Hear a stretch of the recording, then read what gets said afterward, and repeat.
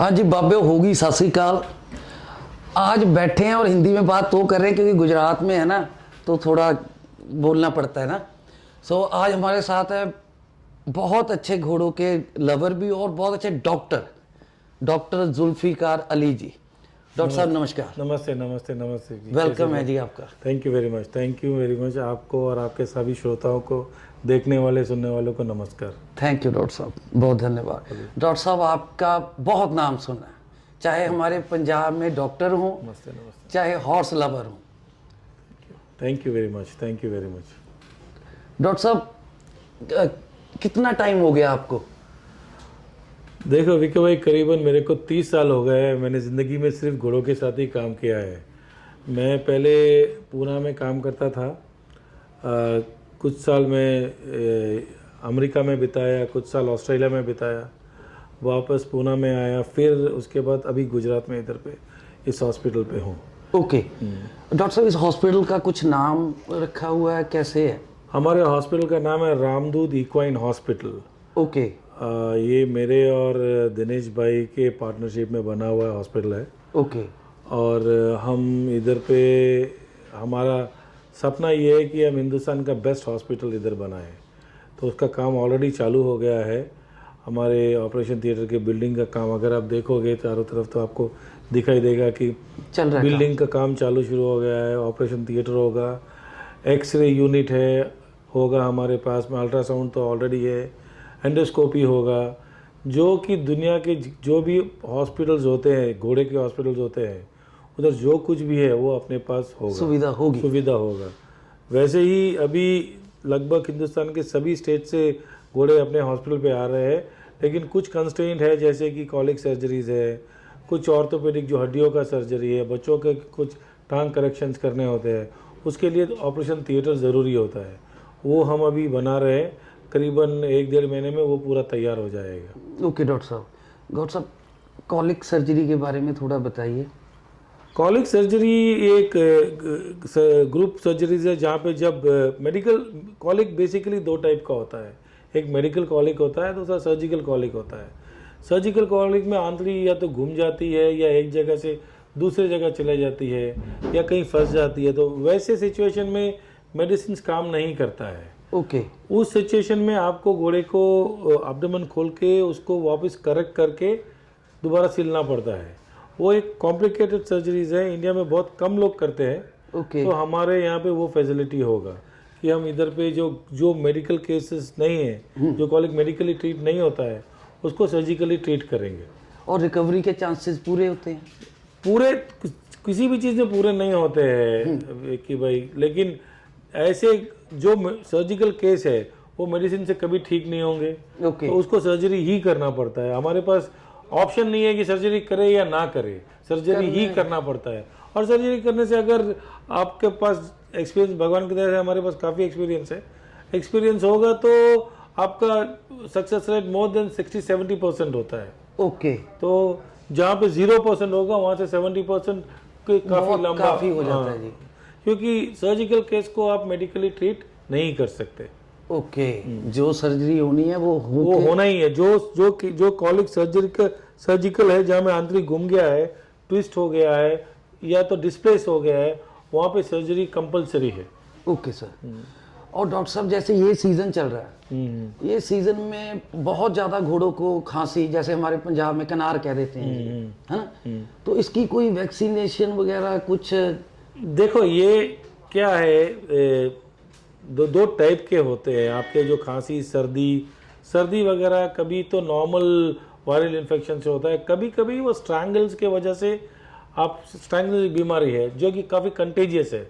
एक घोड़े को आपके फार्म पे आ गया तो आपके सभी घोड़ों पे आ जाएगा। ओके उस एक ही उसमें प्लस पॉइंट क्या है कि वो सेल्फ लिमिटिंग है, जिसमें कि आपने उनके इधर पे कभी कभी जो लैरिंजियल लिम्फ नोड होते हैं, हाँ जी, वहाँ स्वेलिंग आ जाता है। हाँ जी। तो जो पशुपालक है उनको चाहिए कि जैसे सर्दी हो जाए और अगर इधर स्वेलिंग हो तो तुरंत एंटीबायोटिक ना दे, क्योंकि जब तक ये नहीं फूटेगा तब तक वो ठीक नहीं। अगर आपने एंटीबायोटिक दिया तो ये फूटने में और टाइम लगेगा।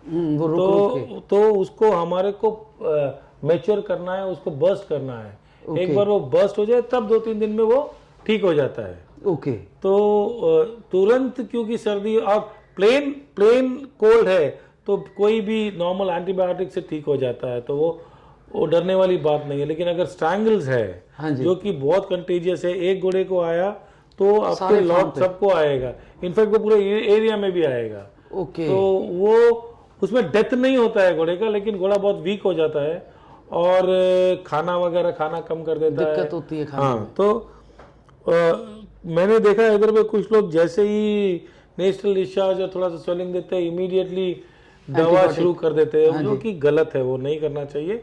उसको रुकना चाहिए, इसको मैच्योर होने देना चाहिए, क्योंकि इसके अंदर में पस होता है। ओके। और अगर वो पूरा मैच्योर होने से पहले आपने अगर इंजेक्शन दे के उसको सब्साइड करने का कोशिश किया तो वो बहुत ज्यादा खाली इधर से पूरे बदन में उसको हम बास्टर्ड स्ट्रैंगल्स बोलते हैं।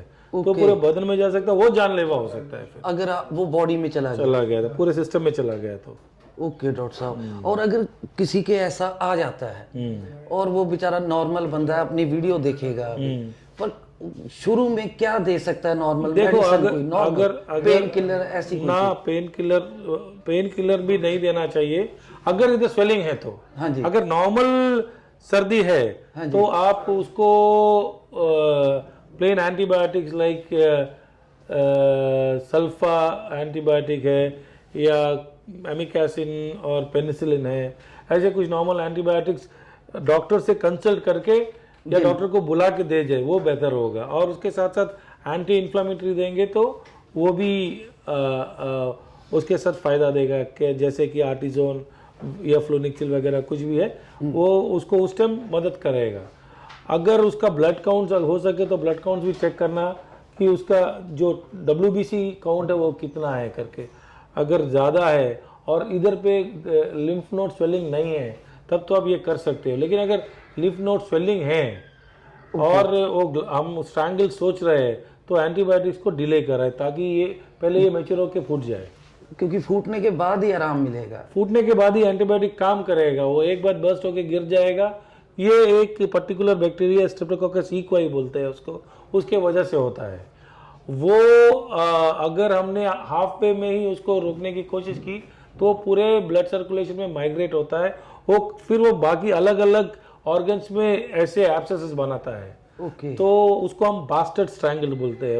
वो बीमारी थोड़ा कॉम्प्लिकेट हो जाने से उसको बास्टर्ड स्ट्रैंगल बोलते हैं, वो नहीं होने देना चाहिए अपने को। ओके। इसीलिए एंटीबायोटिक्स इस कंडीशन में सोच समझ के देना चाहिए, डॉक्टर से कंसल्ट करके बुलाएं, दिखाएं, डेफिनेटली अपना दिमाग ना चलाएं ना, क्योंकि कुछ हमारे भाई हैं जो तुरंत ही देखते हैं और ठोकते हैं। नहीं, मैं कभी नहीं चाहूंगा कि कोई भी दवाई बिना डॉक्टर के कंसल्ट के आप दे, क्योंकि दवा हम इस्तेमाल करते हैं कि घोड़े को बेनिफिट हो, लेकिन हमारे को ये समझना चाहिए कि ये दवा घोड़े को नुकसान भी बहुत करता है। तो आप प्रॉपर डोज में नहीं दोगे या ज़रूरत से ज़्यादा दोगे, ये दोनों चीज़ भी घोड़े को नुकसान करेगा लॉन्ग टर्म में। ओके। और डॉक्टर साहब, इस सीज़न में और कुछ प्रॉब्लम्स घोड़ों को जो आती हैं? ज़्यादा तो ये अभी तो ये पर्टिकुलर सीज़न में तो ये सर्दियों का ही चल रहा है, चारों तरफ लोग उसमें डरने की बात नहीं है, क्योंकि ये जानलेवा नहीं है, बट इसको सही तरीके से हैंडल करना चाहिए। अगर स्ट्रैंगल्स है जिधर पे लिम्फ नोड स्वेलिंग वगैरह, तो आप घोड़े को आइसोलेट कर दे, जिसको हुआ दूसरे घोड़े से जितना दूर हो सके उसको अलग कर दे, ताकि वो दूसरे को ना फैलाए, बिकॉज ये कंटीजियस होता है, ये फैलता है, एक घोड़े से दूसरे घोड़े को फैलता है, और ये कांटेक्ट से फैलता है। आपके एक साइज ने घोड़े को हाथ लगाया या उसकी सर्दी पोछी धोया और वो जाके तुरंत दूसरे घोड़े को हाथ लगाया बिना अपने, तो उसको हो जाएगा 100% होगा। और ये हाईली कंटेजियस है। ये अगर किसी फार्म पे है तो अब ये मान के चलो कि पूरे घोड़े को ये होगा ही होगा। ये सालों, ये कुछ पीरियड के लिए होता है, फिर चला जाता है। ओके डॉक्टर साहब, इसमें जिसका इम्यून सिस्टम स्ट्रांग हो, क्या वो बच जाता है जानवर?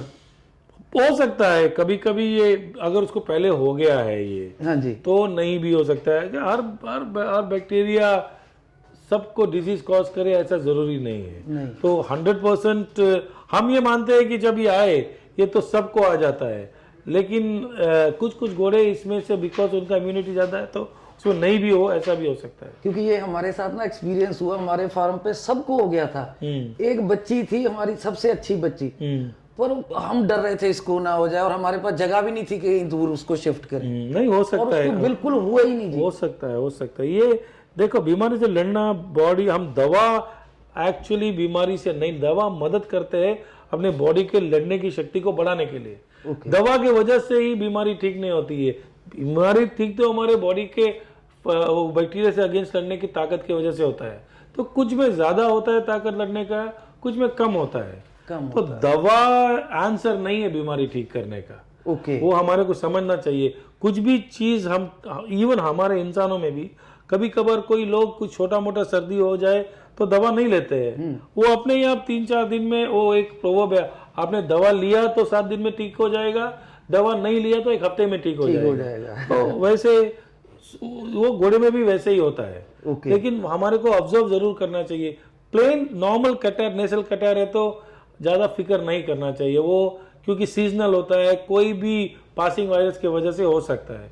बट मैं फिर से भी बोल रहा हूँ, अगर लिम्फ नोड स्वेलिंग वगैरह है तब अपने को समझना चाहिए कि ये पासिंग कटर नहीं है, नेसल कटर नहीं है, ये स्ट्रैंगल्स है। और स्ट्रैंगल्स बीमारी आए तो पूरे के पूरे लॉट को आएगा। आपने बताया शहर में भी आ सकता है, पॉसिबल है, वो होता ही है वैसे, इसीलिए उसका इतना इम्पोर्टेंस है।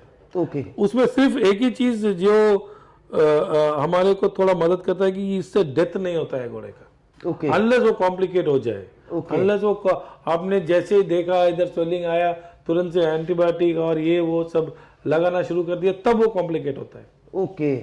वही जो डॉक्टर साहब ने बात कही है, आप समझ रहे होंगे, वो सीधा सीधा बता रहे हैं, एकदम कभी अपना एक्शन ना करें।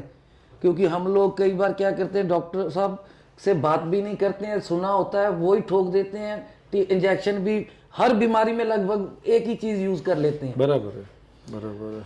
और भाई डॉक्टर साहब, आपका एक बहुत दिल से शुक्रिया जो आप लोगों ने शो में आपने बहुत योगदान दिया, और बहुत दिलेरी से, बहुत अच्छी तरह, जितना भी हमने देखा, मैंने आज तक नहीं देखा कोई डॉक्टर ऐसे घोड़ों के नीचे जाके और इतने प्यार दिलेर होकर आपने हर एक घोड़ा चेक किया। तो इसके लिए आपका दिल से बहुत बहुत शुक्रिया। थैंक यू, बहुत शुक्रिया। Thank you very much, thank you very much, thank you doctor साहब, thank you very much, thank you very much.